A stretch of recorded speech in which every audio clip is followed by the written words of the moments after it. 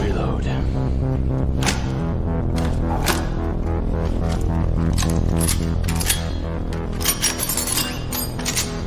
Ready? Yeah. You look ready. And I am ready. It's Sunday night. It's a little after 8:30. That means it's time for Out Weeks in, the spoiler-filled look back at this past week in comics, news, movies, all that kind of stuff. And got a little bit of everything to talk about. Weren't here last week, couldn't make it, had some family stuff going on. Thank you to everybody who reached out and sent the condolences and love. I can't thank you enough. My family can't thank you enough. Very, very awesome community. This is just seriously the greatest community. But let's not waste any time. Let's get right into it.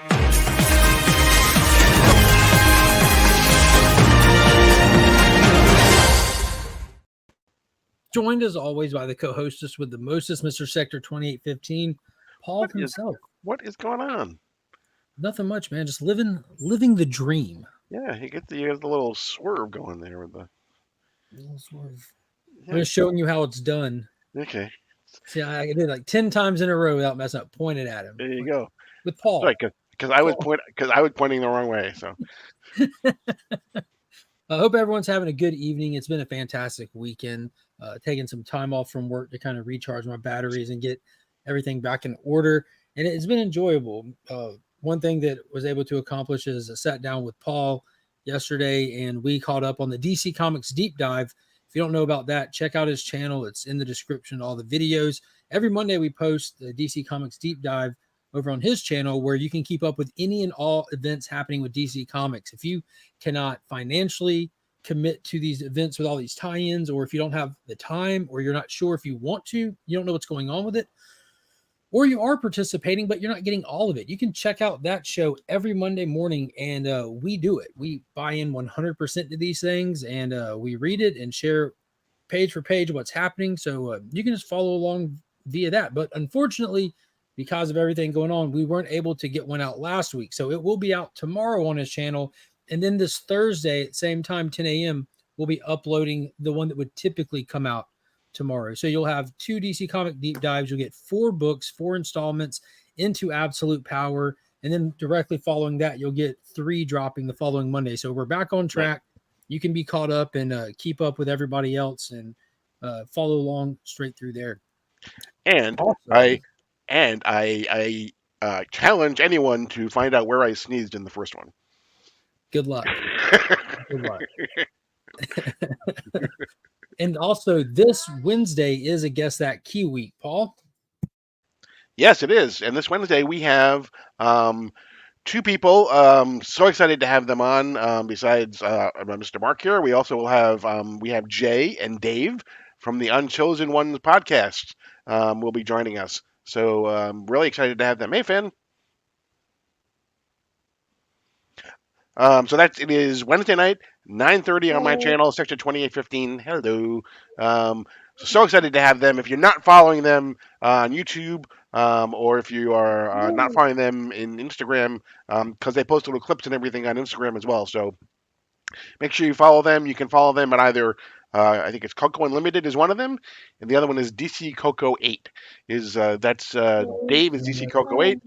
Jay is Coco Unlimited, and then they also have the combined one, which is the Unchosen Ones podcast. So, it's gonna be fun. So we're looking forward to them. And if you know, they have fun with each other on the on the podcast. They're constantly threatening to tell their mother on each other. Stick around for the Easter eggs. I definitely recommend going back and checking their podcast out from the beginning, because it's one of those things that build on each other, and their chemistry, their dynamic is unmatched. It's only what you get with siblings. It's amazing. I regularly share their stuff out on Instagram, trying to spread the word. I try to get everybody on there. What you want to see? Do you like balloons? I do like balloons. Well, I have a little balloon making machine. What? With balloons. It actually makes balloons? Wow, look at that. It pumps up. Wow. I can send you a balloon. Mm-hmm. Okay. Why don't we send him a balloon? You want to send Paul a balloon? Mm-hmm. I'm going to make a balloon animal. All right, okay. Well, we will work on that, and we'll send it to Paul. Okay, I'm gonna be right here. Oh, you're gonna do it right here. Perfect. Cause I can. Perfect. Would you like a balloon animal? Sure. What kind of animal are you gonna make me? I can only make. He can make rocks, but he can draw faces on them. There you go. Yeah, I can make a hot dog with a face, or a potato with a There you go. face. That's the only two. So maybe it's actually a worm. Oh, can you do a worm? Oh yeah. Yeah, he said he could do a worm. Or a snake. Did you tell Paul, hey, monkey, you're just going to walk off? Hello. Hey, monkey. She just woke up and Finn had ate her dinner. Because we thought she was going to just be asleep till tomorrow. She woke up, she's like, where's my dinner? I just I went, have the balloon made. There you go. Now let's need to get out my Sharpie. You hold this. I'll hold it. All right, let's say hey to some of the people in the chat while Finn gets out his Sharpie. We got Las Cruces clocking in early. Good morning. Hooray. Woohoo. Hello from New Mexico. He's really rubbing it in people's faces. Got in there 4 separate times throughout the day. Carlito Classico. What is going on? Tony over at the Commieverse. Good evening to you. Ruby G, a.k.a. White Tiger Cool Common Collected. Good to see Ruby G in here again. Guys, hit Ruby G up on Instagram. The dude's throwing down them pens and pencils, doing amazing art on cards, covers, paper, you name it. We got Loki. Let's go. What is going on, homie? Good to see you in here. Oh, where do you get to your father's? Where do you get the pops? I've seen it already. Yeah. Let's go, Legionnaires. Hello from Augusta, Georgia. A.K.A. Not the not Dirty that one. South. Oh, no, I've already seen it. Okay. We got the custom emojis. You get access to those through the channel membership. Hello again to Carlito. Trev, the shipping guru. What is going on? Garfong, hello to you. Hello, hello. Big thanks to the comic fam. You know who you are. I don't know what that one's about. I wonder if that's about the CBC awards. We'll see. I'm Here's how good I thinking- can make the worms. I'm thinking he's Oh, kind of tagging onto. Wow, look at that! I'm very thinking he's cool. tagging onto your thanks for everything that you had to do. Oh, you went yeah, through last the week, right? timing. Yeah, big Right. time. Yeah, a lot of people Want you showed to out. send it to? Yes, but you need to go keep up with it till it's time to box it up. Okay. We'll box it up and we'll mail it to them. But first, let me make the body shape. So I'm gonna make the. You do all that, buddy. Paul, we're mailing you balloons, buddy. Nice. I expect to see a post on IG when they come in so I can show them. Do they bubble wrap, you think? We bubble wrap? We're going to have to do something. I'm going to have to elevate them in a package with popcorn or something. I might have a BTC package with packing popcorn still. I'll see. We'll figure it out. Here's the one that Paul's referring to. Mark needs to shift the boxes around. It looks like a giant black. Come here, Finn. Help me sound this word out. Pop wrote it. Hovering over his head. Gonna get Cliff excited. I don't see what he's talking about despite having seen that. Oh, I guess this. Yeah, exactly. It does. It does. It And we'll does. get into that. We'll definitely get into that. Oh well, I'm sure you will. Yeah. There you go. Fix it, Paul. I don't know what end I want to be on, to be honest with you. There's not a winning end in that situation. There really is. Garfong said, cool, love DC, just subscribed. Awesome. Yeah, absolutely. Again, live Wednesday night, also 9:30. And you can check out Sector's IG to see the amazing prizes he has lined up. Live show, audience participation. It's really fun. What is going on, Brother John's Comic? And huge thank you to Brother John. This guy helps support and promote so much, so much. I can't begin to say thank you. He put together the best promotional clip for this coming Wednesday.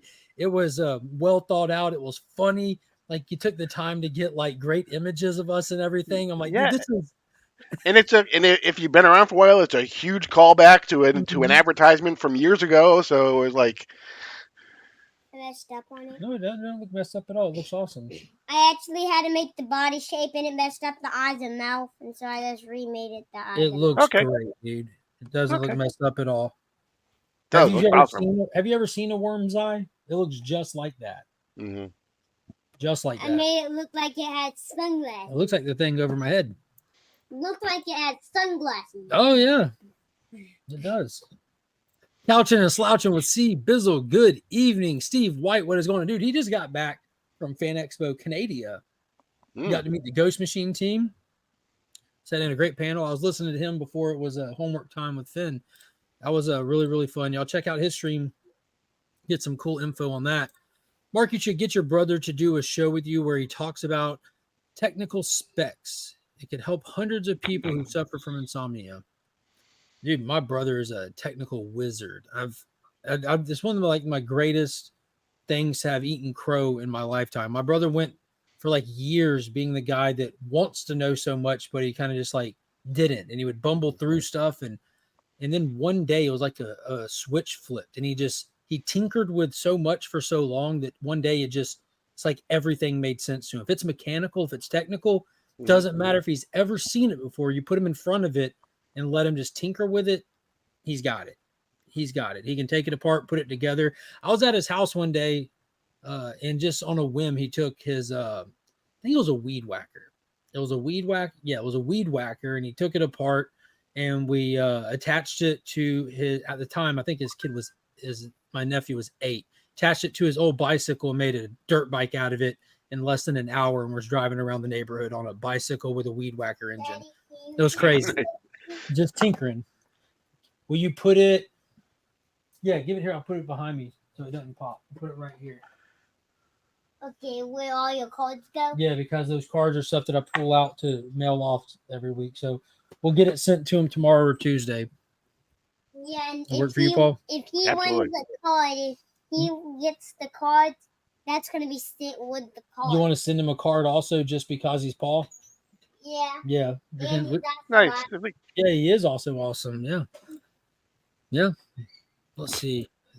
Thanks for keeping Mark up to speed. Yeah, someone's got to. Let's see. Johnny Boy, what is going on, homie? Hey, yo, it's me, bad guy Johnny Roman. What is going on? What's up? The Circumstances nominated. FOC and Chill is nominated for the CBC Awards. Super awesome. Glad to see him make it in there. I know that this is the first year he's actually campaigning and wanting to kind of not just be nominated, but to become a finalist, and he did it. So make sure y'all go show some support for Circumstances and FOC and Chill on the little award show. Got to go watch my ASMR vids and go to sleep. Hope all you dudes have a great week. Hope you do too as well, my man. I'm curious now, what kind of ASMR do you listen to? Is it Velcro? Just the sound of Velcro? That makes the top of the roof of my mouth itch. Velcro's always just made me just, ugh. I know for some people it's like the sound of styrofoam and stuff. It just gives them the willies. All right, I think we made it to the bottom of the chat there. Oh man, I had stuff on my mind. Before you go, I mean, besides Marcus, who is obviously very worthy, this gentleman as well is nominated in multiple categories. So make sure you go out to cbcawards.org. He's nominated in 5 different categories, all very worthy. So make sure you go out there and vote for Mr. Legion. That's what it was. Thank you to everyone who nominated the channel. So it blows my mind. Like it's very humbling. I appreciate it so much. And I kind of thought like as time goes, like a lot of us are just going to fall off the awards because it started close to the people that we know and the little niches in the community and stuff. But the goal of it is to spread it and get it bigger and bigger every year. And ultimately there's a large popularity contest to it, that's just how award show work. And that's perfectly fine. But the idea is as this gets successful, I'll fade away and fall off from it, which is like the goal of it, you know. But I think this is the most that I've been a finalist for, which is absolutely mind-blowing. So I can't thank people enough. It was nominated for favorite channel in the tiers that my sub count is in, best collaborative project for this show right here that me and Paul do for Outweeks In, the community hangout nomination for the Legion Lair on Friday, the Community Builder Award, which is the one that I won last year, and then Channel of the Year. So I can't thank people enough, and I appreciate everybody getting it there. And if you don't know about the awards, I just post the link to it right there. You can go hit that, go vote for this channel, go vote for any channel you want, and discover a lot of new channels. That's how we met a lot of people last year that are kind of staples in our community now, like Cliff. I use him as a prime example. Without the community awards, I don't know if we would have ever met Cliff or when we would have. He's like one of my favorite YouTube people now. So it's that's super, super duper awesome. Can't thank people enough. So yeah. So let's get into it. Let's start talking about some stuff. Wasn't here last night. Got some stuff to catch up on. We're going to take recommendations from the chat. So if you have a recommendation in the chat, there we go. We got one right off the bat. Thank you to Couchin' and Slouchin' with C. Bizzle, bringing us the information that Daniel Warren Johnson exits Transformers with issue 24 for mental health and family reasons. That's good news and bad news. Good news that he's self-aware enough to know when he needs to step away from something, and it's going to be sad to see him go. I am shocked that he's making it to 24 issues. That kind of makes me think that he's really far ahead, knowing that he has his own original project coming up really soon called The Moon is Following Me. But the artist that picked up after him with issue 6 is doing a tremendous job. I'm hoping that the story will continue to do well as well, with Robert Kirkman ultimately being in charge of the Energon stuff. I have full faith in whatever comes next. But I am going to be slightly nervous till we see the announcement. Paul, where are you at with Transformers? I actually fell off after like issue number 12, I think it was. I think I did the two story arcs. Two story arcs, yeah. He also is doing, I believe he's doing a couple of variant covers for the Absolute Comics. I think Absolute Batman, right? Yeah. Right? Yeah. That's a great segue, Paul. Thank you. Because there are some cool variants. There's some cool news with Absolute Batman that has just come out. First off, we got our first official look. I mean, we've seen them. They've already been out there. But we got like an official look at the logos. They were announced and shown by DC Comics themselves, but we got the Superman, Wonder Woman, and Batman logo. Of course, we've seen them on their chests. We've seen them on some of the stuff, but this all-in promo thing went out. And I know that there's a lot of people that are loving, myself included, and a lot of people that are just really not feeling the Batman logo yet, especially having read the Ashcan, got to see it in action. I am digging the Batman logo. I think it fits the Nick Dragotta artwork. I think it fits this style for Batman, this hulking bat reacher style, just savage. It just fits. And knowing that it's part of the utility of his suit, where Batman typically has a utility belt, this Batman has a utility suit from points to toes. Where are you at on the logo? Yeah, I like it. I mean, when I first saw it too, it just looked like, okay, it's just a big rectangle with a couple little points. But to your point, and this is without any dialogue at all in the Ashcan, you can see what they have planned, not only for that, but also what they have planned for his cape. So there's like lots of different things that they're going to be doing. So the cape is really kind of more like a bat, basically. He basically has, these things that extend out from his hands, that really kind of are much more bat-like. So yeah, I'm looking forward to it. Yeah, the whole cape has like weapons built into it. There's like rods through it that go to hooks on the end and they extend out. They do all kinds of cool stuff. I really recommend people checking out the Ashcan preview video I did. It's super short.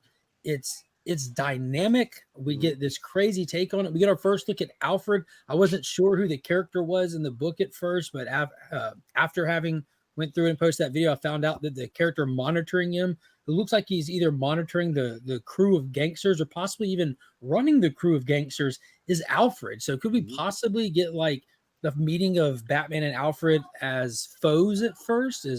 Do we know yet? Have you seen the information on that? No. Although I can tell you, I managed to get the foil version. You would, which is actually full size. Though it's full size, it's so you get to see the art the way it's going to be and it's even better in full size. Honey, they shrunk my Batman. Yeah, now I feel like I want to chase that down. I'm very happy with the Ashcan, but I'm good with that. Speak of the devil, and the devil shall appear. The Unchosen One podcast is in the building. So the art is sick. It takes risk. Reminds me a bit of the Max. Yeah, that what is it? Sam Keith artwork. Yeah. Yep. Yeah, most definitely. You can see these guys, these dudes, these two this Wednesday night live at 9:30 with us on Guess That Key. Let's see. Liefeld leaving Marvel. Do you think it will be for good? Yeah, he announced this a while back, right? Yeah. Like this current. Like it was months ago. I know it's catching some traction again now, but months ago on his Whatnot stream, because I'll go over to Whatnot and watch his Whatnot shows just to watch Rob. Like let him, it was like sitting in on a panel. He's hilarious. The dude's wild as they come, and it's just enjoyable. But he mentioned that this Deadpool that he was working on was his swan song for Marvel, and he wanted to work on his Extreme universe. He wanted to commit to that. Is this the same announcement that's just kind of getting to the Yeah, timeline. I think in the first announcement, he basically kind of centered in on Deadpool, saying this is going to be the last time I'm going to draw Deadpool. Okay. And now I think he's kind of expanded to say, I really, this is the last time I'm going to be doing any Marvel at all.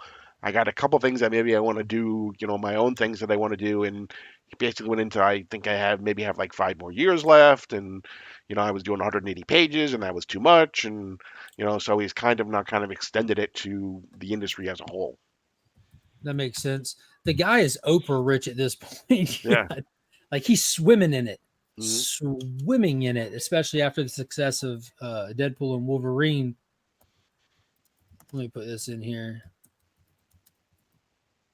I'm gonna drop the YouTube link for the Unchosen ones. They post every other Saturday, just one podcast every 2 weeks, and it's worth every second, and it's always over too soon. Be sure to check those guys out. If you haven't subbed them up, I spread it in the group chats whenever they drop. I share it on the IG. But guys, I'm telling y'all, this is a treat. This is a treat. You will not regret it. Be sure to check them out.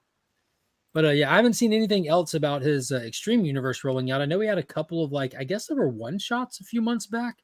I know that Becker even picked up one and sent it to Pops because he knows Pops was into all the 90s stuff and all that. But we'll see. We'll see where it goes. I don't see him doing much else where he doesn't have to. I'm surprised he's still doing stuff as regular that he is. Like he was doing Thundercat covers even and like Marvel stuff. I mean, he just purely does it out of enjoyment. So if he's got other stuff he just prefers to do, that's it. It's just makes sense to me.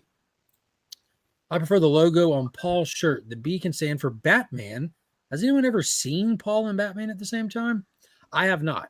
How are you feeling about the Black Lightning mini series? I have already added it to my pool list. # I'm all in. I haven't even seen it. Yeah, it's basically came in the solicitations that came on DC. Honestly, I'm more excited for three of them actually. It was Justice League Unlimited. The first solicitation came out. JSA first solicitation came out. I wonder if we're going to get the end of the current JSA before we get the new one. Probably not. And then the question, because I'm a big question fan. Oh, they're bringing the question back for a mini. Are we getting Vic Sage? Is it going to be Vic? No. You're saying it's Renee? It's Renee, yeah. No, still all right. Her backup stories in Detective were fantastic. Those couple issues they did when they were kind of bringing Bruce back to Gotham after the near-death experience and being poisoned. Renee's a solid character for the question. I like Vic a little more. I like the angle of like the news thing versus the being unfortunately being the commissioner of Gotham while being the question. It's too conflicting. It just I was so excited when they did it, the miniseries, the Black Label miniseries, Jeff Lemire and Dennis Cohen. The mini deaths of Vic Sage. The mini deaths of Ooh, so good. I'm still going through the omnibus of the Denny O'Neil, Dennis Cohen stuff. Do you think that Vic might be one of those characters like Marvel that they really can't bring back for the same reasons as Marvel? Because ultimately he died from cancer, right? Yeah. They killed him off in like the countdown to New 52. I can bring anybody back. Yeah, you can, but it seems like that's like the thing that you haven't really seen him touch. You'd have to do like a universe reboot, right? Maybe we'll get an absolute question along the way. That would, because there are a lot of characters that have, like people say like death is never permanent in comics, and it doesn't have to be, but there's plenty of characters that have been rebooted out of existence, or there's characters that have died and just nobody has had the desire to want to write them back into comics, and Vic Sage is one of them. Right. So besides Justice League Unlimited and JSA and Question, they announced the Black Lightning one. They announced a Tom King, Ryan Sook Black Canaries series. There's going to be a new Batgirl series with Cassandra Cain.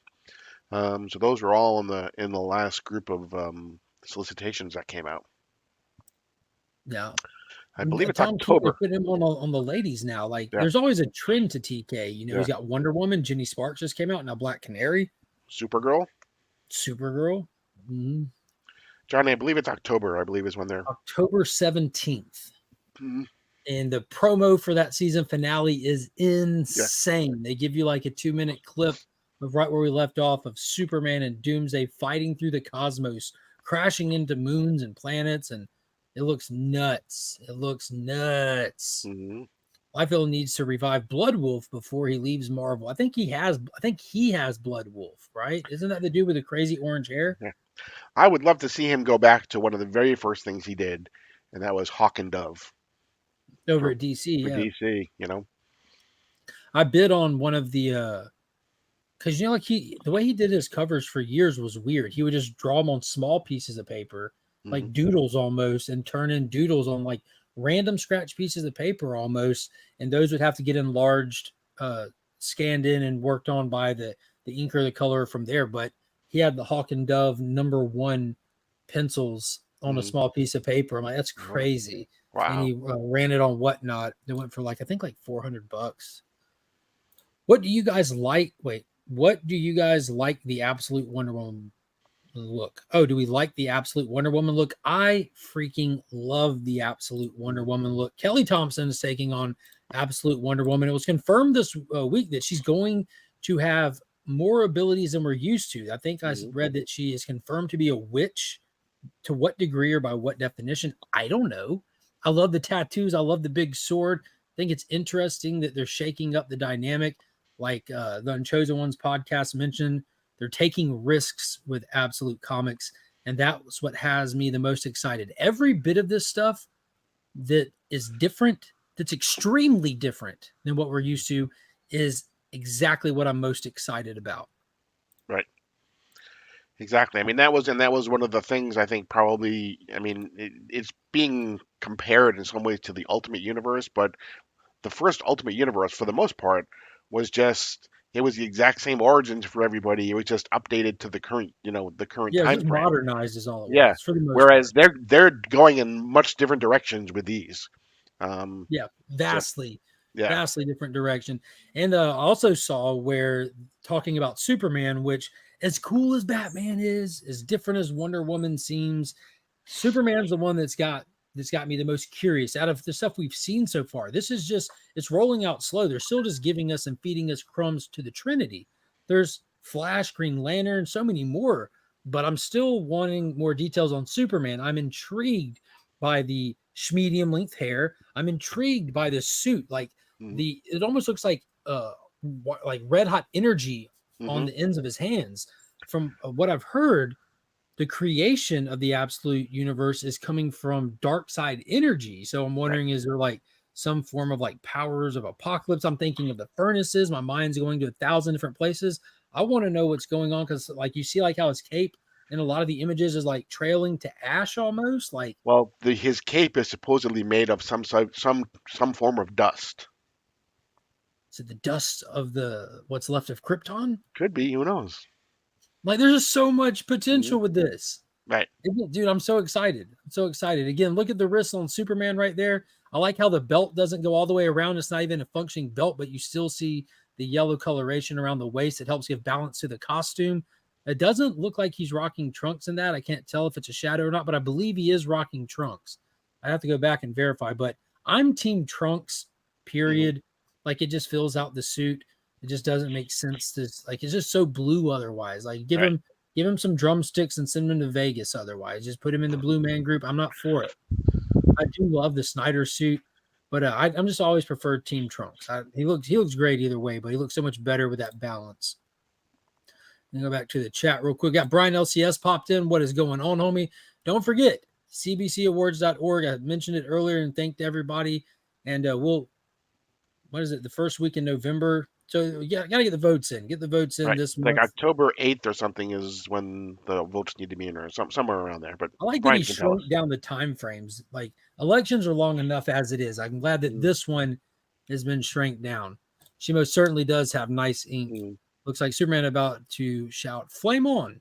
It does. And she's got, besides nice ink, she has a badass blade. Yeah, big ass sword. Yeah. Some even call it a sword. A sword. Sword. Right. There's a capital W in there. What is going on to the comic vet? Beckerman is here to end his week. You're in the right place. Yeah, could it be? Could it be the anti-life equation at work? Yo, how crazy would that be if the anti-life equation for whatever reason ends up creating an entire universe, creating life? 1019. There we go. Thank you. everything Jason Aaron said about what they are doing with Superman sounded good to me, sounded beyond good. It's just, it's so interesting. I hope this is a massive jump on point. I hope a ton of people get into this stuff, everything, because, you know, the internet be the internet. And most of the time when people are complaining about stuff, it's coming from a place of having heard a complaint and disagreeing with the complaint, whether it's valid or not. And like, there's a lot of stereotypes that go along with Superman. Oh, he's too goody two shoes. He's too overpowered. All these complaints that when you read it, and countless people that I hang out with here on YouTube have gone through the same thing. They read it and they're like, this isn't exactly what I thought it'd be. This definitely not what I assumed a Superman was like, blah, blah, blah. I'm hoping a lot of people try the absolute Superman, and he's vastly different, but he still has like that. I don't even know if I want him to have the same moral compass at first. I don't want him to be like evil Superman. We've done Injustice, we've done Omni-Man, we've done Homelander. That's done to death, but I hope he's a good guy, like through and through. I hope he's like the beacon of this universe, but I just want him to be different. There is supposed to be no Kansas involved, however. So there's not going to be Kansas on the absolute Earth. Got it. Steve's going to be bummed. What is going on? There's no Kansas involved in the history of Superman anyway. Not that there's not going to be a Kansas, but no. Well, I'm more curious about like no fortress. Is this one going to know about Krypton? Is there even going to be a Krypton? Kenny B, what is up? My reads of the week: Get Fury, Wonder Woman, and Ultimate Spider-Man. So I didn't pick up Get Fury. I completely missed that. It's not on my pull list. I just get it off the wall normally. Been a busy week. I'm going to have to read that one and go back and get it. I was worried that everything was just going to lead up to JLU now. Right, exactly. Yeah, JLU, which I'm very excited for. I should have had a picture of that. But the lineup. Beckerman says that actually the first 9 issues are in Kansas. So see, what I heard was wrong. There you go. Thank you, Beckerman. Best evil Superman was the Plutonian. Yeah, irredeemable. You ever read that? Mark Waid's Irredeemable? I think it was from Dynamite. Did someone say Kansas? There we go. Steven with the sleeves has entered the building. What is going on, homie? Good stuff. But yeah, I'm very excited for the absolute stuff. And back to Batman's logos, we're starting to get some really cool stuff. We're starting to see some covers. This what was this? Bertram. What's his name? Bertram something? Ian Bertram. Ian Bertram cover. This is insane. He did the 1-in-100 ratio variant for Transformers issue 1. It was a spoiler variant with Starscream holding the murdered, decimated head of Bumblebee. And now he's getting this absolutely wicked Batman. And I love that it has like the crack and pals and booms over him. It's like such a callback to the Adam West stuff. But man, that is just, it looks very Raphael Grandpa-ish. But yes. But man, that's insane. D-Dubs, Daniel Warren Johnson will have a couple of covers. I know at least a cover for issue 2. I don't know what he has planned for other issues, but I'm definitely all in for that. And then Scott Snyder actually responded to some of the feedback after they did the logo reveals. A lot of people putting their opinions out there, and his response to it was, for every negative tweet, he's going to make the logo bigger, which I thought was awesome. There you go. Steve said he sleeved up for a reason. That's good to know. Good to know. Storm is coming to Atlanta. I feel safer already. There you go. I need the absolute Batman issue 1 right meow. Right meow. Jason Aaron lives in Kansas and said he's treating that very seriously. Seems like that's a thing. Most people that live in Kansas do treat it very seriously. I can't complain. I'm a huge advocate for moving down here to the South. So if you enjoy your hometown, you got to ride for it. I don't blame you there one bit.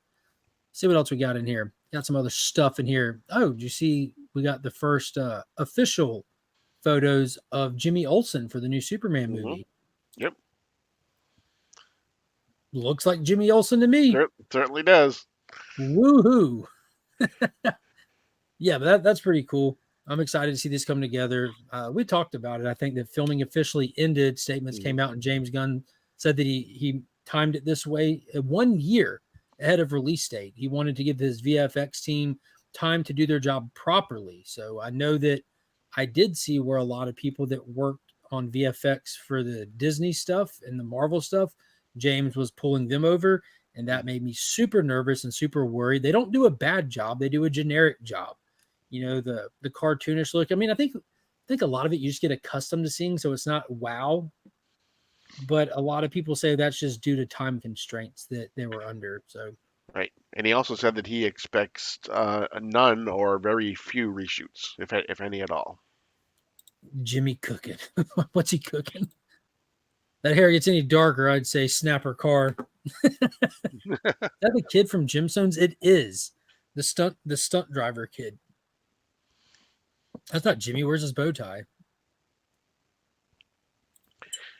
Righteous Gemstones are filming now. Oh heck yeah, dude! That shit. I don't know if you've ever watched that, Paul, on No, I HBO. don't. Holy potatoes! John Goodman, Danny McBride, Walton Goggins. It is freaking hilarious. They're like mega church preacher family, and they are everything wrong with the world. They're the worst human beings. It's like if you took the mindset of the people on It's Always Sunny. They're just the most selfish, greedy, terrible people. It is so funny though. So it's a documentary. It could be Joel Osteen story. And keeping with Superman, but not talking about James Gunn. Are you getting tickets? Are you going? Are you going to the big screen to see it? To see that one, I definitely will. Are they on sale now? I didn't know if they were on sale. I definitely do want to go see it. That's like, what is that? September 21st and 25th? Yeah. Is it select theaters? Yeah, it's where do you go? Phantom or whatever they call it. Oh, a Fathom event. Fathom event, I believe. Yeah. Perfect. The Regal does those, so I need to look into that. I most certainly want to see this. It's gotten played at fan film places and stuff like that. Obviously, it has 100% review feedback. This is Superman. Like I've said it 1,000 times. We have a bunch of great actors that play Superman. Christopher Reeve is Superman. Everyone else is just trying to be the second best. Most of us are completely familiar with this guy's body of work, with his journey to becoming Superman and the tragedy of his life and his appearances and other stuff and on television even after the fact. But I still want to see it. I don't know. I just want to see it. Oh yeah, the Unchosen One. Probably he's definitely. I mean, I'll be ugly crying. That's for sure. He was great in the Vacation movie. Highly recommend. Yeah, definitely. Baby Billy ain't never done nothing wrong. That's Walton Goggins' character in there. I look forward to hearing Beckerman say the title of this film. He's been saying it his whole life. Yeah, it's a must-watch, Loki. I have to watch that alone for fear of sloppy crying. Yeah, dude, absolutely. That's why you buy popcorn buckets. Just, just let it catch it. It's gonna break your heart too, Pops. You know, I drag Pops to all these movies with me. To all of them. Oh, let's see what else we got here. All right, switching it over. And then it is supposed to come to HBO Max. Perfect. Afterwards, so. I don't know. I still want to go see it in the theater. Yeah, me too. I don't know. But switching over from movies and stuff that are on the way to things that never were. Back in the day, it's on your bed. I put it on your bed, bottom bunk. Back in the day, we were supposed to get a movie called Superman Returns that Tim Burton did with Nicolas Cage. We were also supposed to get a movie that George Miller was going to make. The same guy who brings us the Mad Max franchise was going to make a Justice League movie called Justice League Mortal. And it was going to, all these things were going to be huge. Like going back, the what could have been stuff. It could have been a terrible nightmare. It could have fallen on its face, but at that time, I don't think it would have been successes for its era. All of those movies were. But we got a look at, and I don't even know how this photo came to be. But it got pretty far in pre-production and everything. To your point, it got they hired all the actors. They had set up stuff in Australia. They had costumes. They had all these things. And I think what happened was it was all funding in Australia that fell through. I think was what happened to it. Well, that makes sense. All the Mad Max stuff is filmed there, but we got a look at our Martian Manhunter. And while he's thick with 3 C's, the design looks awesome. Like the Martian cape and stuff, you got the proper red straps around it. My man looks like he's been crushing the Oreos. You can see tattoo designs on him and all kinds of stuff. Well, what are you thinking of this design, Paul? Yeah, I like it. My first thought when I first saw it was it looks kind of a little bit too close to the Justice League pilot that was filmed. If you remember The that. TV show, the TV Yeah, show, the movie TV did it? show. Oh my Yeah. god, yeah, he was super thick in that. Yeah. So it looked a little bit too close to me for that.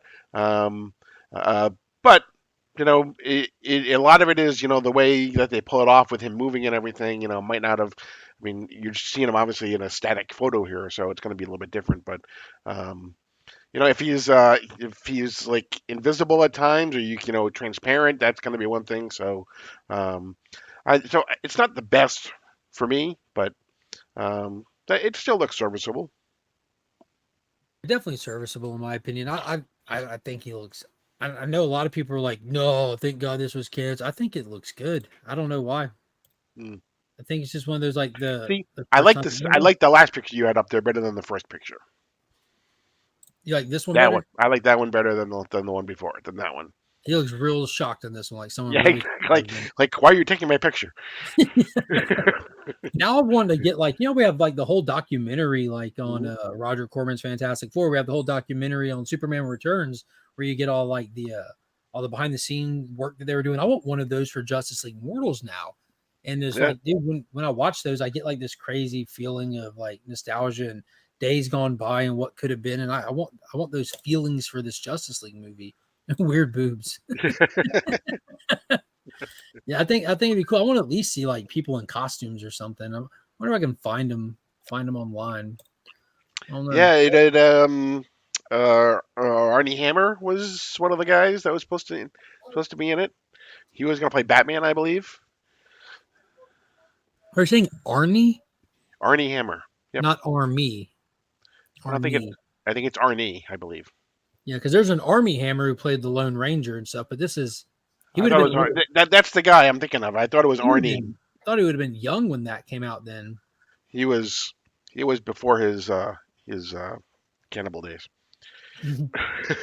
Adrian Brody. Adrian Brody was supposed to play the Flash, I believe. Oh wow! So this isn't that old then, right? That's crazy. I thought this was like some like '90s thing or something. No, it was like the early 2000s, maybe mid 2000s somewhere. Like I said, it was all on its way, and then everything. And then what happened was all of the tax breaks they were supposed to get in Australia somehow fell through, and that's why they ended up not doing it. AR says, I'll watch anything George Miller does. Happy Feet 3, Young and Morton Joe, Babe, Pig in a War Zone, JLA Men in Tight. He also eats people. Yeah, he's just into kinky stuff and kinky talk apparently. But he actually did a media run. Mm-hmm. If anyone's actually interested in any of the truth to all of those, the internet rumors that spun out of his crazy descent into alcohol and drugs, but the dude was a kinky dude, self-admittedly, and they go through all that in a handful of interviews and appearances he's done on a few things on the interwebs. He sat down on the Club Random podcast. He did an interview on Uncensored, but yeah, he did like a run, and I was massively curious because that dude's career seemed like it was on a major upward trajectory. He was the Lone Ranger. He popped up in the when he did Hercule Poirot film. Yeah, and then he got a lot of really good press for Call Me by My Name with Timothy Chalamet, and then it was right after that all this stuff came out. Mm-hmm. Yeah, he burned his career down with drugs and alcohol. Right. Yeah, Steve Pop is on that. Me and Paul couldn't figure out who wants to be in what seat. We figured out there's no winners in the background today. I really feel like you and Pops lost that one for looking at it that way. Yeah. What's on y'all's mind? Right. Yeah. Wild stuff. And then the last thing, something I was kind of curious about, wondering where all this was going to go. Disney Plus kicked off its Marvel era with WandaVision, and we got introduced to White Vision. They brought back Paul Bettany to play White Vision, not to be confused with Not White Vision. And then we have that story continuing kind of, was it next month with Agatha All Along, which looks like a complete dumpster fire in my opinion. Like, I hope people enjoy it. I doubt people will watch it. The ones that will watch it will be super vocal about it, and everyone else just won't, and it'll get terrible numbers. That's my prediction. Just putting it out there. I'm going to watch it. I'm going to watch the first episode at least and see what's up with it. Hope it's good. It doesn't look like my vibe, so I'm going to try to refrain from probably reviewing it because it just would seem unfair for me to review it. That's like, I wouldn't review that kids cartoon Arthur because that's not my vibe either, you know? So it's kind of one of those things. So I would review the movie Arthur. That was a good movie. The Dudley Moore movie? Yeah. Yeah, even Arthur 2 is okay, but the first Arthur, when you go back and watch it, it's not funny anymore. Hmm. When was the last time you've seen it? Oh, it's been a long time. It's not funny anymore. It's legitimately tragic. Because you remember where all of his antics came from, right? Right. Just being an excessive drunk, ruining his life. And nowadays with like addiction and recovery being so like more prevalent and talked about, it's just when you see it, you're like, oh man, this is sad. There's a lot of stuff they couldn't make nowadays that they made in the 80s. Mm-hmm. Russell Brand did a remake with Helen Mirren. Right. It was funny. It was definitely funny. But I didn't mean to take you off your. Were you leading up to James Spader by any chance? Possibly, but Vision has looked like they're going to be doing a third part to this. We got the Agatha all along, and then they're going to be closing out this WandaVision era with a Vision show. Finally, it was originally called Vision Quest. I know they announced it years ago, then they took it off the slate. So it looks like they're possibly getting that back underway to finish out that story, which is good to see. You know, we have so many hanging threads of plot things that they attempted to do and they feel like they kind of pulled away from. So it's announced that it's supposed to be part of a three little story here. And as you can see in the background there, we've got WandaVision and Ultron back there. James Spader, as Paul just said, is set to return in the Vision series. And everyone who's familiar with the comics called it during Age of Ultron. Like you never fully get rid of Ultron. That's not a thing. It's like Brainiac. He's never gone. Right. Are you excited at the idea of Ultron coming back or James Spader returning? I love me some James Spader. Yeah, I would definitely watch a White Vision series. Like I said, I mean, I may give the Agatha All Along a chance, an episode or two, and see what happens. But I would definitely be in for a White Vision series. So yeah, same here. It'd be cool to get some of at this point what feels like throwback characters for the MCU. All right, let's see. Last thing I want to mention, I like the idea of Ultron a lot. Yeah, same here, dude. I love like him just like with his version of philosophy and trying to comprehend. It's like watching Jadestone, like the Mazo android who unfortunately got a consciousness in the world that he's stuck in. Yeah. But he has consciousness, but not necessarily a conscience. Right. Yeah. But yeah, well, PBS Arthur is solid. Looking forward to more Catherine Hahn just in time for Fantastic Four setup. Spader and Bettany convos. Let's go. Yeah. Yes, exactly. Those two just going back and forth. And now we have White Vision, who's also in he has to be in like this self-discovery era as well. Maybe he'll attach himself to Ultron as like his Sherpa into this terrible world that they're stuck in. There we go. # White Visions Matter. Thanks, Tyler. And lastly, Paul hasn't seen it, so there's not going to be too much Alien Romulus talk tonight, but I will say I absolutely love the movie. Alien Romulus was fantastic from start to finish. It was an amazing addition into the franchise. It goes back to roots of numerous films, and it kind of mixes styles to find its own footing in its own way. It seems like it's performing well with a budget of only like $80 million, which blows my mind. It's already done over $225 million at the box office, and we haven't even gotten the full weekend numbers in. So it's well past its break even and into its profit. So hopefully we get more. There's all kinds of great like special feature style footage you can find online if you just follow the search Alien Romulus. Fede Alvarez, the director, has talked about like how he would be interested in co-directing with his friend, his buddy, who actually did the movie Prey, which is the most recent installment in the Predator franchise. It was also spectacular. I don't know if I'm ready for an Alien versus Predator relaunch yet. That might be moving too fast.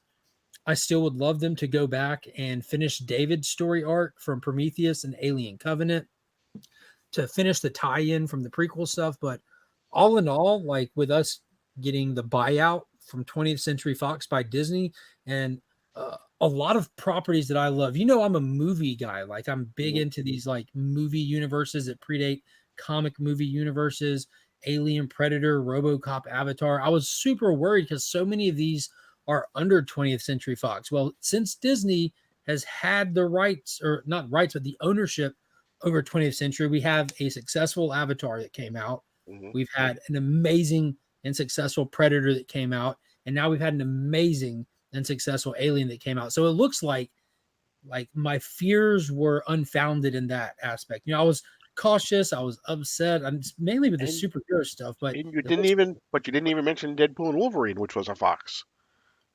yeah, that was under, they did that under the under Marvel, right? They didn't do that under 20th Century. No, it was 20th Century Films in association with Marvel, I believe. Oh, that's even better. That's even cooler. They kept it over there.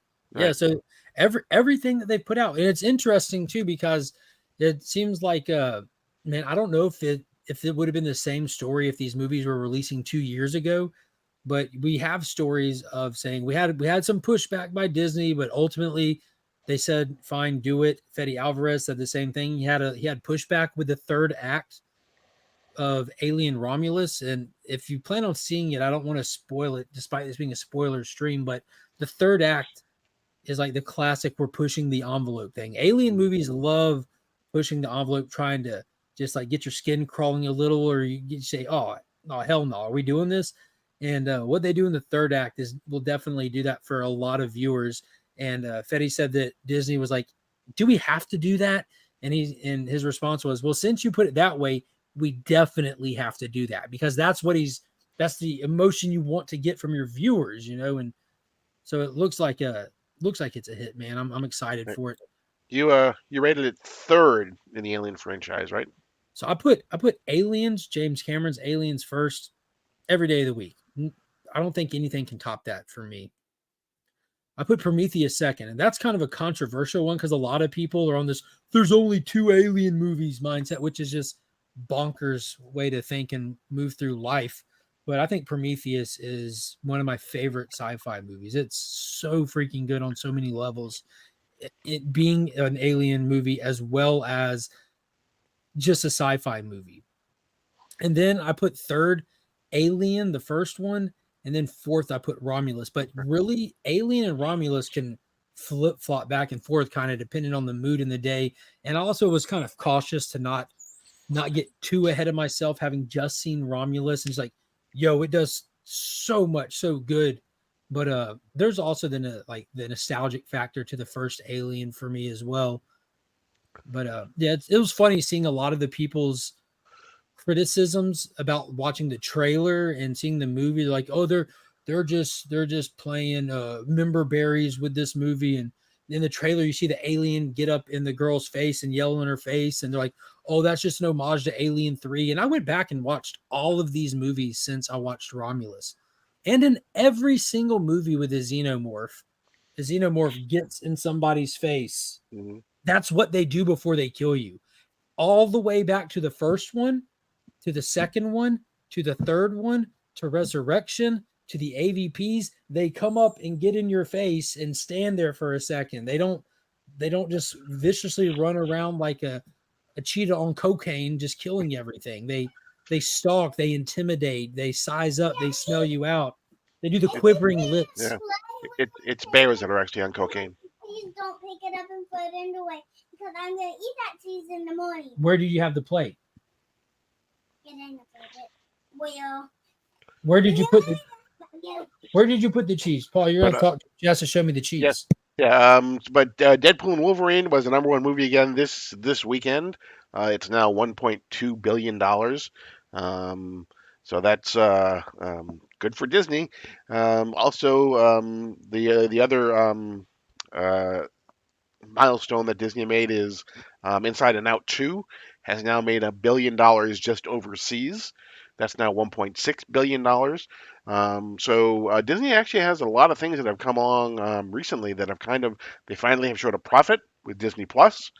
So a lot of the things are starting to line up for Disney, which is about time because if you happen to be a Disney shareholder, you've been waiting for these. Hopefully, they can keep it going.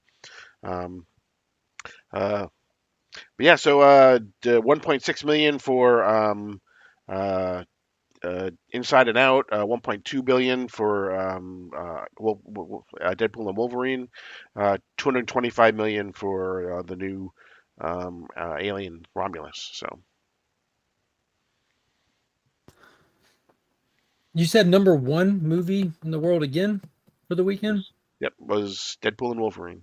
That's awesome. Alien Romulus was number two. Um, the one that actually did not do very well, which was I thinking of? Hold on a second. I believe it was The Crow was the one that really kind of actually. Oh, snap. I forgot to even mention that. Crow did terrible, man. Yeah. Borderlands was last week's flop, a weekend gross of 8 million. I'm sure it's nothing more by The now. Crow came in at number 8, 4.6 million. Oh my God. Even if it had a budget of like a minuscule 20 million, that is insanely bad. I don't know what his budget was. I'd guess it's around 40, 50. Mm-hmm. But man, that's crazy. I didn't even know movies could make that little. I didn't know that was a thing. I bet the Superman film with those 2 days, I bet it does more than that. I'd say skip the AVP movies for now. Keep them separate for a bit more. I say that's fair, despite like what you might think or not think of them. Ridley Scott didn't treat him as canon when he made Prometheus, and that's canon. Prometheus, Covenant, canon to the 10th degree. I treat AVP as almost like a Dark Horse Elseworld, like how you have the Dark Horse comic stuff. It feels more on brand with that, even so much so that the girl in the first AVP movie is kind of like the same character you follow through the comics back in the day, who actually leaves with the Predator because she was dubbed like a good warrior and goes back to their planet and actually has to like learn to fist fight and like fight predators and really earn her stripes then back on their home world. But I agree with that. Keep them separate too in the new stuff. David returns to Earth with his deadly cargo and runs back into the armada of colonial marines. Hashtag LFG. No, what we have everything that we need, all the information we need. We just haven't connected two dots, the final two dots. We saw the creation of the xenomorphs, where they come from. They were made by the engineers. The same people that made humans made them. The planet from Prometheus is LV-223. It's the moon surrounding that big planet we're always in this universe. And then the planet from Alien and Aliens is LV-426. It's the second moon. So we know David went from 223, where they had that installation with this weapon, back to Paradise. They tracked back to where it came from, where we go in Alien Covenant. So now he has the cargo of the colonist. He has the eggs. He has the baby facehuggers. He has everything he needs to create that setting we saw in the opening of Alien, but we haven't seen how it gets on LV-426. We need David to take that ship and go back somewhere and get the Juggernaut, which is the name of the engineer's ship, those big half U-shaped ones, and get that to the proper location and breed out the egg population that eventually gets on Kane's face. We need to see that. Oh, Romulus is big time worth seeing on the big screen, if that's what you're asking. I definitely watched that movie. Yeah, Aliens, Prometheus, and Romulus, top 4. Don't disagree at all. Watched Prometheus again last night. It's so good. It's so good. Look at that. We got more Prometheus fans in here. I'm loving this. There's only one member berry that was stupid in Romulus, just that one line. I agree, and I loved it, but I completely see where it was a little cringe. If they would have left off the word bitch, it would have been so much better. But the scene that he used it in was such a hell yeah moment. I couldn't even care. Like, I'm like, this is amazing. This is amazing. And most of what people would complain are member berries are is not ignoring lore. Like, I know some people were complaining about the appearance of a specific android in the movie, but it has to be that guy because of the time frame. These things were manufactured in model numbers, and all the model numbers look the same. All the other stuff people are saying are member berries are not. It's just part of the Alien franchise. Yeah, and attention to the lore. Predator, Prey, Predator 2. Nice. Dude, I love Predators with Adrian Brody as well. And the Predator was the Predators, the newest one was a little like more fast-paced, corny, but it was still badass. Inside Out 2 trending to be the biggest film of the year. Seems like it. Nice. Yeah, Inside Out 2 was phenomenal. I haven't seen it yet. Pops took the kids to see it, and he loved it. The kids loved it. I'm sure I'll watch it when it comes on TV. I enjoyed the first one. That was a really well done kids movie. Predators was really good in my opinion. Yeah, Predators was really damn good. I took Finn and Monkey to see Inside Out 2. There you go. The Crow can go after himself. Nobody has liked this movie. Right. Nobody. Now I do, like whenever something comes out or something's announced, like all of a sudden, so many people come out of the woodwork like, oh, I'm the biggest fan of that. Oh, that villain's my favorite villain ever. And it's like, where were you for the past 15 years? A lot of people did that with The Crow. They came out of the woodwork. Like that first film is big for a lot of people. But I think there's going to be some of those people that might have like went too hard with their excitement for the new movie that are going to have to, well, I like it. I like some of it. I give it a 7 kind of people. They have to save a little face. I think he just he fulfills the Skarsgård quotient for the weekend. There's got to be a Skarsgård in one of the movies that's out on the weekend. Every weekend. Every weekend. It's a more colorful version of the parrot. The Crow at number 8 is insane. Yeah, it's pretty high up. I remember South Park exactly, Vogsy. Exactly. All right. I think that's all I have. And you got anything else you want to hit on before we touch on a few books before we get out of here? I can't think of anything other than, and I know you'll be watching. Don't forget, Rings of Power comes out this week, Thursday. 3 episodes Thursday. I saw The Crow opening night in theater and even part 2. I like City of Angels. I'll just put that out there. The rest were direct to video, but all the films were different characters getting the Crow power. So why reuse Draven? Because it was a reboot. Because they were starting over. I don't know. Mm-hmm. I think that was a huge misstep as well. Also, making such a shitty movie was a misstep. But I did enjoy Crow City of Angels. I think that movie fits into the franchise well. Dude, I called it when the trailer for The Crow came out. It looks like the standard low-budget Eastern European filmed movie where you just don't have money for nothing, so you go over there, just generic black leather jacket villains kind of thing. And just The Crow should feel like timeless, but of an era. Like, even though it's clearly a 90s movie, it doesn't clearly take place in any 1990s that we could walk into back then. It was unique to itself.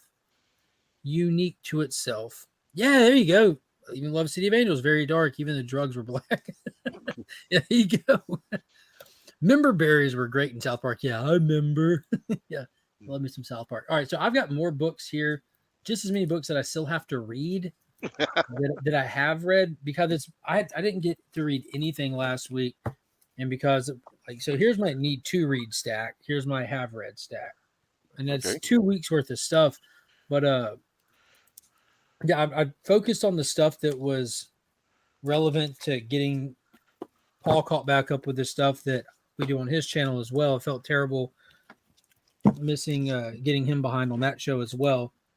But there's a lot of great stuff. I do want to point out that Mark Miller's Miller World is full steam ahead at Dark Horse. I haven't got a chance to read it. I'm going to read this directly after this stream tonight. But Nightclub Volume 2, Issue 1. He does all of his little IPs in little mini series, typically 5-6 issues. And now these over at Dark Horse. They got Nemesis going, we've got Prodigy going, and Nightclub is now back. Okay, so when I was in California this weekend with JMed, I actually got a chance to pick up Nemesis Rose Gallery, first issue number 1. I will never look at a chicken bone the same way again. Yeah, you can't. It was wild, wasn't it? Did you read? You read the last volume, didn't you? Yep. Yeah, you read Big Game? Yeah, yep. Yeah. What did you think of Rogues Gallery? It was good. It seemed like the only thing I didn't understand, that I probably need to go back and look at it again, but it seems like they were saying it was going to take him like all this time to recover, and then suddenly at the very end he's already recovered again. So I'm sure I missed something. I mean, I'm sure I probably missed something that probably explained the passage of time, and I probably just skipped. It's just a couple of cutscenes, him talking to like that priestess lady and this and that, and him talk. Yeah, they don't linger on the recovery. We definitely do the pass through it through a few panels. They don't timestamp nothing in it like that though. But Yeah, I'm interested because he's out for award. I think that's going to be interesting seeing Nemesis get his Robin. And that was they kind of felt The Boys-ish, like this band of survivors, family members are out to take out Nemesis. That sounds like, knowing how capable Nemesis is, that sounds like a fool's errand, but I'm interested to see what Mark Miller's going to do for those characters to even be formidable. You know what I mean? There's got to be a catch. Like all these poor souls that Nemesis has victimized and left alive, or able-bodied people that have lost loved ones to this guy, are banding together to come for him. So we'll see. What your opinion? You know figures more than me. It's a McFarlane. He asked if he should buy the Batman Flash movie figures a little bit further up. Oh, okay. Talking about this one. Yeah, dude, I'm we'll talk about that too later if you want. I've brought this up a few times, but dude, this was such a good day. Right. If it's a platinum one, that thing's super expensive online, and I didn't want to pay that online price. And I got super lucky. Super lucky. You can't ask Mark questions like that. He's paid under the table by DC, McFarlane Toys, and Ghost Machine. Man, if only any of those three companies wanted a hype man. I wish they did. And he's expanding into Millar World. Yeah, I feel like I've been riding for them for a solid year nonstop now. Man, maybe once I hit the 2-year mark, I'll reach out and be like, hey, where's my check? Yeah, but I will say I'm very proud of myself. I hit my goal. When me and Paul were in Florida last year, and I wanted the Frank Quitely cover for Big Game #1 because it had just released, and I wanted the cover with the Utopian on it from Jupiter's Legacy. And I told him, I picked up Wanted, the trade paperback. I said, I want to read all of the Miller World before all this said and done. And I did it. I knocked it all out before we made it to Florida this year. So goals. It's good to have goals, people. It's good to have goals. But yeah, Miller World stuff, rocking and rolling. Speaking of Ghost Machine pop, Red Coat issue #5, the penultimate issue to volume 1, dropped this week with 2 fantastic covers. I have to take this one out. We've been getting wraparound covers for. Yeah, you already got it. There we go. We're getting wraparound covers for all of the A covers, featuring some really cool stuff, and it's a lot of stuff from over the years. This one features the many deaths of Simon Pure, from it looks like poisoning to being burned alive to being hung to being stabbed by Indians to being stabbed and chopped up by settlers. He just can't catch a break, old Simon Pure. So we catch up with him and little Einstein got away from the hooded group of questionable assassins that look like they're the Founding Father Society, and they managed to escape. It was revealed that George Washington is alive. Benedict Arnold, that's working with him, told him this, that, and the third. And it turns out, long story short, Washington's not alive, confirmed dead. Benedict Arnold's leading the Founding Fathers, and he's the one that's after Simon, trying to kill him. So go figure. Yeah. Benedict Arnold's a turncoat. Go figure. He's the grand architect. But we find out some more things about like we find out that neither Benedict Arnold nor Simon Pure can leave the United States, because that's where it's only in the United States that the magic that keeps them alive and keeps them immortal works. Who was it they said that died swimming out to save someone in the water? He said, give me liberty. Patrick Henry. Yeah. What a great callback. He screamed, give me liberty or give me death, and swam out there to try to save somebody, knowing it would kill them. Right. I read that Simon Pure is the one revealed to be hunting Junkyard Joe. That's going to be a conflict with some fans. At some point, you see a little thing in the Blizzard where he mentioned the robot and stuff. It's not clear yet what they're going to do with Simon Pure and Junkyard Joe in current stuff, but they're going to figure out how they time, because Junkyard Joe is currently in like 2040 walking the wasteland with Geiger, not with Geiger, but they're slowly bringing Junkyard Joe up to speed in the Geiger books, which is in the future. So we don't know where Simon's going to bounce around. All of this is happening in the early 1800s, and this is all we have from Simon outside of seeing him appear at the end of the Blizzard, where looks like he just gets hired for jobs by the Founding Fathers to go capture a monster, get the robot and set it in passing kind of thing. We'll see. We'll see. We'll see. But yeah, Red Coat's been fantastic. I even got this wicked cool variant. It almost looks like this guy is definitely inspired by Rob Liefeld, Cable, and his larger than life guns. Love it. I've still been getting both covers for all this Ghost Machine stuff. I can't choose, and I don't want to choose, so I'm not gonna choose. Yeah, and they don't really. I mean, usually what they do is they do 2 covers, and then they'll do a third one, which is a ratio, which is a foil cover. What they'll do, they don't go. They don't have A, B, C, D, E, F, G, H, I, J, K covers. So they don't go crazy with the variants, really. Yeah. Gotta get more searchlight. Okay. Kids.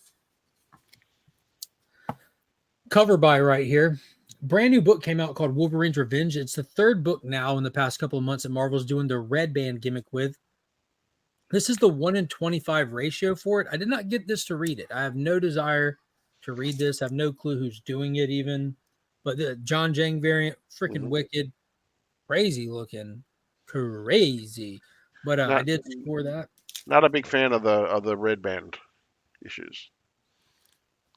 Just in general, or just in general. I mean, because the gimmick. Because it was in Blood Hunt and now it's in Wolverine. They're doing it in Werewolf by Night. Werewolf by Night. It's like, I mean, I get it. They want to make money. It's so to say it's a money grab. Well, that's their business, right? To try to make money. But it's just like, you know what? You're changing maybe 2 pages, at the most, charging an extra $1 at least. Just put out the red band like a normal book. Exactly. Night, Pop. What else you got that you've read, Paul? Did you read Jenny Sparks? Yes. What'd you think? Oh, loved it. Yeah. I'm all in. Yeah, and again, it's we talked about this in talking about his Wonder Woman writing. The structure he has of his story. I mean, he has pages that have 5 different panels on it and covers 5 different people. There's 5 different characters in each of the different panels, and then at the end, suddenly they're all in the same bar. When Captain Atom, who for some reason is basically hello. When suddenly Captain Atom, who has just gone bonkers crazy, wants to be a god, right? Shows up and is basically, taking them all hostage. Yeah, it's pretty wicked. I absolutely loved it. The concept behind this story is Captain Atom, the Atomic Man, the original Charlton Comics character that we got, Dr. Midnight. Something's wrong with him. We don't know what. He doesn't know what. He doesn't even recognize something's wrong with him, but he's just going around interacting with people in a way that ends with their death. He doesn't seem malicious. He doesn't seem bloodthirsty. It's just very odd interaction. It's like something's not firing on all cylinders. He's walking around in human form, and then he'll just switch and back and switch. He sat down next to a guy on a park bench at one point. He was just there to feed the pigeons, and he was trying to understand why he would feed the pigeons. And he's like, well, I can just kill them for you. Wouldn't that just make your day? You wouldn't have to feed them then. So I don't know what's going on with him, but I'm super curious. And I thought that this was a very, very, I don't know, bold thing to do. This is 8-issue limited series. We're not doing 12 anymore. Like TK said, he's going to keep it under 12 because of the length of time they take to come out. I think you lose too many readers doing maxi series. TikTok brain. People got TikTok brain. It's running wild, but something's going on with him, and we don't know what. And Batman, of course, as soon as I saw Batman, I actually said, "Oh, come on." That actually bummed me out. I don't want to see Batman and everything, but it worked. It made sense. He would be the person that goes out, and they went to go pretty much activate Jenny Sparks. Jenny Sparks has been alive. She's been present, and she's been under the radar. They go when they get Jenny Sparks to go address things of this nature, like out of check powerhouses. And I'm like, that's kind of a bold move. Jenny Sparks is a big player for the Authority. She was like front running that team and stuff. She's known to shake a stick at. And she goes out very, very bravely to go address Captain Atom, and she gets killed right off the rip. Takes her out. And of course she comes back, and by the end of it, they're face to face again, and she's ready for round 2. But it's cool because she wasn't just like ready to throw hands. She's more overconfident than that. So, dude, she was cool as hell. She has that John Constantine kind of swagger to her, where she doesn't care what other people have to say. She wants to get done what she has to get done and just keep on pushing. But knowing that Captain Atom is going to be like a front running member of the Justice League Unlimited, I'm like, yo, is this to kind of get him back out there and to get him in place for that? Or is this kind of going to tarnish his character a little bit before that? What are we going to do here? Because this is Black Label, but most of these books are technically in continuity unless they specifically place themselves out of continuity. There's no Elseworld on this. So what do you think we're going to do with that? Yeah, I mean, he kind of, he's walking around. He kind of has a god complex as he's walking through the story. The thing that I really like, I mean, besides King's writing, is the art here. Jeff Spokes, so good. Yeah, it is so clean. It reminds me a lot of Terry Dodson. I just saw where he's working on something coming up. Right now, he's doing the covers for Gotham City Sirens right now. No, I was talking to Cliff, and we were looking at this old Marvel book that Mark Miller did called Trouble, about Aunt May when she was young. It's like a romance, like mildly pornographic. Yeah. And Dodson did the art for that, right? I ordered one for our friends in Australia over the Aussieverse because he can't find it on his weird Australian internet. But yeah, if you like Terry Dodson, you'll definitely like Jeff Spokes because they're very similar. But yeah, his art is just so clean. It's just incredible. He's mostly been doing covers for DC. This is his, that I can remember anyway, his first interior art. Oof. Yo, the way he like disintegrated that truck that was coming at him too, this was so cool. Like the truck comes at him, he just puts his hand out and it just like disintegrates in front of him till it's just not there. That was just really cool. Let me see if I can find a splash page here. We don't think we really got splash pages. It was more chill than that. Right. Yeah, because like I said, he does a lot of those 5-panel pages with the different we characters. Got a splash page here. Here we go. So you get the meeting of Captain Atom and Jenny Sparks. She tries to shock him with lightning, and he just yokes her up and just snaps her neck, and then just walks off. That is very Dr. Manhattan-like. Yeah. Well, I don't think Dr. Manhattan would care enough to touch him, though. That's the only difference. Dr. Manhattan would just do the little head lean, like. Right. And especially walking off naked. That is so Dr. Manhattan. Yeah, he definitely hangs dong. Yeah. You got a light. Yeah, it was super cool. Be better or I'll come back and kick your heads in. I love that format that they have where they throw something on the back cover with a quote from the book. Yeah, it was good stuff. So if you, I think it's cool too that we're getting like authority characters. You know, authority stuff will be coming in James Gunn's DCU, so it's definitely a good idea to get them out there in some form or fashion. I felt like there was a reference in here to Captain Atom Armageddon. It was a low key reference to Captain Atom recognizing her and making a comment of like, "Didn't I meet you before?" kind of thing. Because if you remember when Jim Lee sold Wildstorm to DC, the way that they folded in these characters was with a 12-issue series for Captain Atom called Armageddon, the events from Superman, Batman, where if you've seen the animated film Public Enemies, where Batman flies the spaceship up to intercept the meteor, in the comic, it was Captain Atom who took that trip. That explosion, he was presumed dead, but it threw him into an alternate universe, the Wildstorm universe, and that's where he first meets all these characters. That's how they started folding him into DC. So it felt like, to me at least, it felt like a little quiet nod to like I've been around this block before, but I don't know, it's pretty cool. I enjoyed it a lot. I'm also a Tom King stan, so who am I to judge? What else you got? Oh, real quick, because again, I focus on the books for our review. Task Force 7, issue 4 of 7, featuring Failsafe, as well as Green Lantern number 14, were the 2 installments for Absolute Power from last week.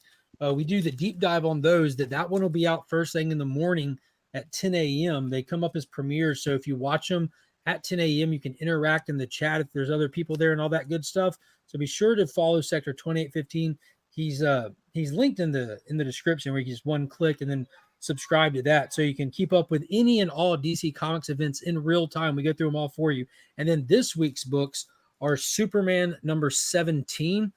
Jamal Campbell's on the interiors. Let's go. As well as Wonder Woman issue number 12, TK's Wonder Woman. And when I tell you that this was a unique treat, as is every issue of this title, I can't stress enough how good these were. So that video will post on Thursday. So we just moved that one back and put last week's in. So we'll have all of that up this week. You can follow it over there. How come I can't smash him into the table, but you can put him through? Yeah. Okay, we can't hit his head on the table, but we can put him through the table. I got it. Yeah. The dynamic with Diana and Damian is second to none. I want them in everything. You put them on the table, I'll get them. Thank you so much. Has Jenny Sparks met Wally Sparks yet? Not yet. Still waiting. You got any other ones from the past week or so here? Last week was. Did you read Geiger last week? Oh yeah, I did. What kind of question is that, Paul? Of course I did. All right. Yeah, it was fantastic. That was actually the finale to that story arc, and that was issue 5, right? Correct. So issue 5 was the finale to Geiger's volume 1 story arc, or volume 2 story arc, and then issue 6 will be Redcoat. So they're not all on the same exact format there. I thought that was interesting. But we get the face-off, the battle between Tariq Geiger and the electrician that's been stalking him. The gentleman who's been stalking him, he kidnapped Barney, pulled some teeth out, mailed him to Geiger. So Geiger and Nate the Knight were forced to walk headlong into a trap knowing they were, and the electrician was able to shut down Geiger, take his tungsten rods off his back, and pretty much use dust to nullify his powers. It looked like they were in a tough spot, but through sheer willpower, anger, and a little help from Nate the Knight putting himself in harm's way, they were able to start getting the fisticuffs, and ultimately they threw this man into a meat processor and just shredded him. It does not go well for the electrician. It does not go well. But the best and most important thing I want to talk about, and if you watch the members only video, or members first, I'm sorry, I put out the Ashcan preview for Hyde Street, and I mentioned this, but at the end of Geiger, we get the stinger, what we can expect next, and we go to the White House in this wasteland, and it looks like it's still standing, and the powers that be that are sending these people to get Geiger are operating out of the White House. We actually see the custodian again, who is our main bad guy from the Junkyard Joe series. Not sure how he's still alive or if that's just a title that someone else has taken up. We see that they have numerous people spread out on a table of candidates to send after Geiger next, including Redcoat being a possibility. They make a comment how the robot is not really an option right now, and he's kind of annoyed by the custodian's excessive nature with the robot.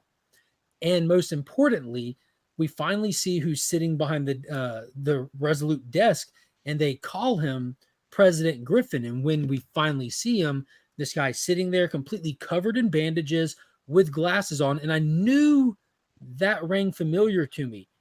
And I immediately went and just confirmed it. That's literally the Invisible Man from Universal Horror Movies. Griffin is the Invisible Man. So we have literally the Invisible Man is now part of the unnamed universe, and the president, and after Geiger, and over in Hyde Street, we already have confirmed the monster. So we have Frankenstein and the Invisible Man 100% confirmed as players inside Ghost Machine. Wow. Yeah. I thought it was a Negative Man from the Doom Patrol. It looked just like him, but the name threw me off. Yep. I'm like, I know that name. I've heard it. It's been a long time since I watched The Invisible Man. I got that amazing Blu-ray box set when they put it out, but I'm like, let me go check. And I checked, and I was talking to Nick, who runs the Ghost Machine fan page. And I'm like, bro, did you catch this? And I sent it to him like, that needs to be talked about. You need to put that on the fan page, because that's huge. That's huge. They're rolling in. I mean, are these things public domain by now? Probably, because they've they're more than 100 years old, so I'm guessing that they probably are. That would be awesome. That is so cool. I love the Universal horror monsters. Like, who doesn't? Like the Dark Universe stuff, how we talked about that being a shame. What Universal Studios is building, I already told you, like, we're going to have to come down there. We're going to have to go hit up Orlando to go see that when they get it done and everything. Yeah, we're going to the park, Paul. We're doing it. That thing looks awesome. No, be sure to follow sector 22816, 2817, 2818, 2819, and 2820. At this point, you will need to buy a galaxy-wide roadmap. That ash can is so good. Yes, 100%. And big shout out to JMed, aka John Comic Avalon, for making sure that I was able to get my copy. You are the man. And I learned the history. Yeah, exactly. We actually talked about this when I was out Not there. often. Mm, I take baby steps to get to Paul. I go to the coast and I stop. Yeah. And I go farther south and I stop. And Paul's like, all right, I'm coming. I'm coming the rest of the way. I'll meet you there. But yeah, for Universal Studios, I'll definitely drive down there. I want to take the kids too. And I want to, yeah. Last time I went is when Pops took me and my brother years ago. I absolutely loved it. For timestamp context, the Dueling Dragons roller coasters, you weren't allowed to ride them. They were freshly closed because they were about to start taking them down to build the Harold Potter land. Harold Potter, so formal. He's older now. Yeah. Yeah. He wouldn't go by Harry anymore. One day we're going to get you to Cali. I'm not a communist. I can't do that. I'm just kidding, buddy. I would love to come out there and visit, but they don't allow me in their state, I don't think. I'm a fan of freedom. I'm just kind of like making jokes. I like making jokes. Yeah. Yeah, it would be great to come out there and visit. I would love to visit more of the country, but the logistics of traveling when you got kids at my age is just difficult. I tell people all the time, I don't travel. I go on vacation every year. I'm not old enough to have the luxury of getting to travel, but I will one day, and I look forward to it. To do something like that, it would be more worrisome than enjoyable, and that just wouldn't be worth it for me right now. Been to Cali twice now for work. It was fun. Yeah, you just went last week, didn't you, Joe? And Paul just went last week as well. Yeah, he was there like the week before I was there, I think. Yeah. Because I think it was like it might have been when we did Guess That Key, like the time he made a comment about the time difference because he was watching from while he was there. He looks more like a Harold. Yeah. All right, I got a couple more and then we'll touch on, then we'll get out of here. It's after 10 now. I don't want to keep everyone forever. Destro number 3. I'm loving the Energon universe. I'm kind of contemplating dropping out after these. I don't know if they haven't announced 2 more individual solo titles after these. I'm definitely going to get the G.I. Joe Energon, but I'm not loving Scarlet. It's serviceable. It's fine. But again, my pool list is at a point where it's full and there's so much coming. Ghost Machine is expanding. DC is going all in. The creation of the Absolute Universe. I want to invest heavily into that. I'm very excited for it. So I'm really paying attention. I did it, Paul. I dropped Titans. I dropped Shazam. Wow. Done. Did it. I went to ABX last week while I was like kind of like down, in the dumps and I'm like that's when I have like the weakness to like get them off my pool list. Take them off. I hadn't even read the last issue. I have it. I hadn't even read it. I just don't care that much that I just close it up and put it back there. I'm gonna sell it off on Pop's Attic. I'm not even keeping that Shazam running my PC. It's that boring. I'll never reread it or want to, just never. So why would I keep it? But Destro's good, getting a great fight with the Chameleon here. Assassins are after him to take him out. The people that are working for him are figuring out that he staged a coup on himself to really spark this war with this other weapons manufacturer. That's what this whole miniseries is about. Mars Industries going head up against another weapons manufacturer where he's in the business of manufacturing physical weapons, technological weapons.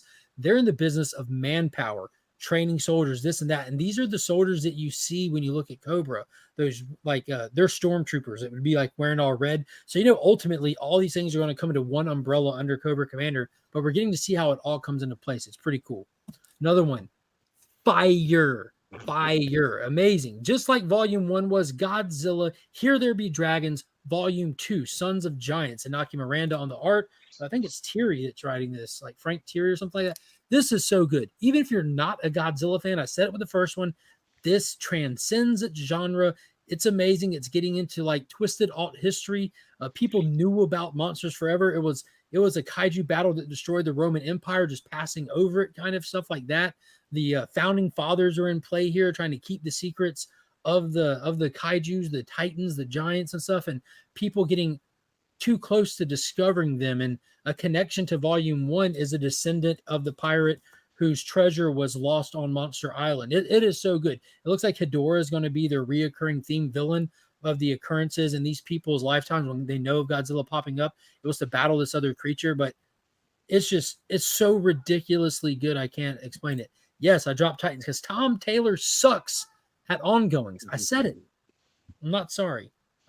He's one of my favorite writers for Elseworlds, for minis. Titan sucks. I'm ready to fight. I'll fight it out. You liked him on Superman, Son of Jonathan Kent. Yeah, Jonathan Kent was good. That was pretty solid. But the pacing on that, I think my bias helps a lot with that because it's Superman. But a lot of people that were naysayers about it had the same feelings I have for like Titans, or have the same feelings I have for like Nightwing. It's just pacing is just like molasses. Oh God, I'm sorry, I didn't mean to say that. Go ahead. It's only got one more issue left. Basically, the whole story, they find out that the reason why he's having problems with like flying through the air and things like that is that he's been poisoned. The biggest reveal of the issue is he kind of tweaks Dick Grayson's origin a little bit, in that come to find out by the end of the issue that the people that shot his parents were not the actual target. He was the target. So that's where the issue ends.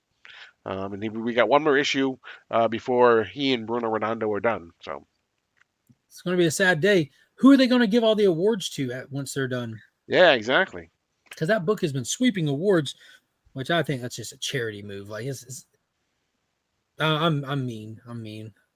I shouldn't speak like I know. It's a taste thing, I guess. A lot of people are loving Nightwing. They're just like, this is my jam. This is amazing. I look at them like, this is not my jam. There you go. It looks vanilla to me. You know what I mean? Like the art's vanilla, the story is vanilla. I think I just like the more interconnected stuff.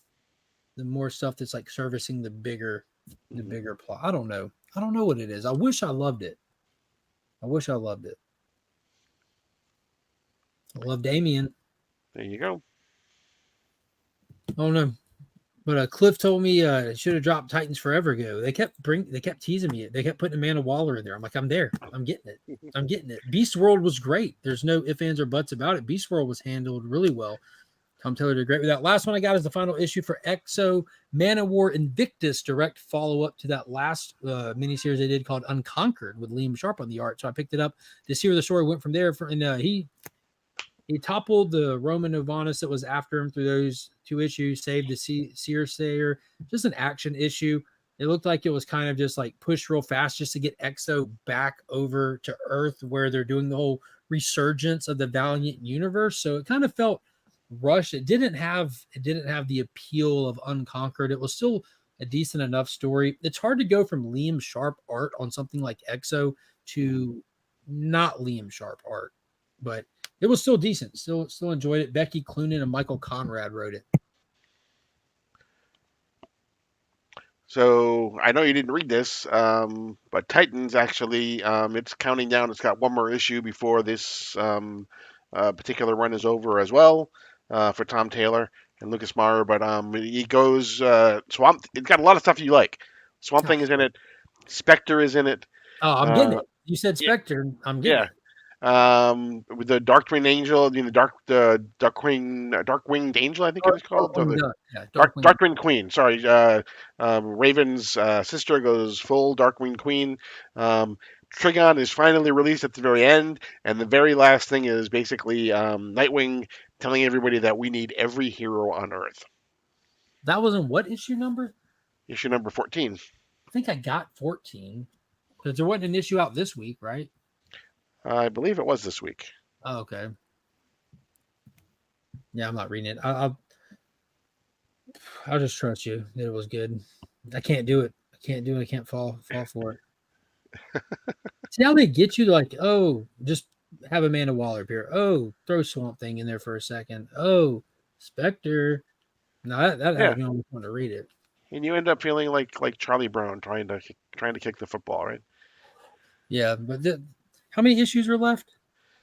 Just one issue in Tom Taylor's run. Yeah, I'm going to jump right back on it after Tom Taylor's run. But then I feel like, what did I miss? What did I miss?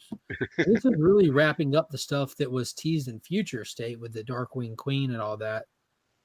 But I've heard Amanda Waller lives in California. Accurate. Yeah, Kyle Michelle burned the whole state down. She hates Amanda Waller. It's a proper villain. Adventurous Joe said, did any of you guys watch the latest episode of Hot Ones? They had Donald Duck on there and it just went off the rails. No, but I did see where they posted, what fictional character would you like to see Evan interview next? And it had Evan across from just an empty chair. I didn't know they actually pulled that off. That's pretty cool. But guys, we're going to start wrapping it up for tonight. Paul, do you have any more that you want to touch on or anything?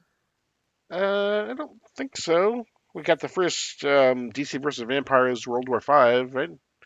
Oh, yeah. That was last week. I don't have a physical. I bought and gave one away. Okay. I'm not going to. I didn't collect DC vs. Vampires physically before. I binge read it all on the DCU app, and I'm not going to. See, again, I'm trying to be smart with my dollars here, knowing how long it'll last. And I have the winter book. What's the name of that one? Dark Knights of Steel, all winter. Tom Taylor did Dark Knights of Steel. Loved it. Freaking loved it. But like, I think DC versus Vampires is good, but I'm a deceased guy. You're one or the other. I'm a deceased guy. I'm a Tom Taylor guy. And this ain't even JT4. This is his squire, Matthew Rosenbaum. And it's okay. I read it. It's a Batman book at this point, and it had a cool little ending that's going to trick people into praising it. But it was okay.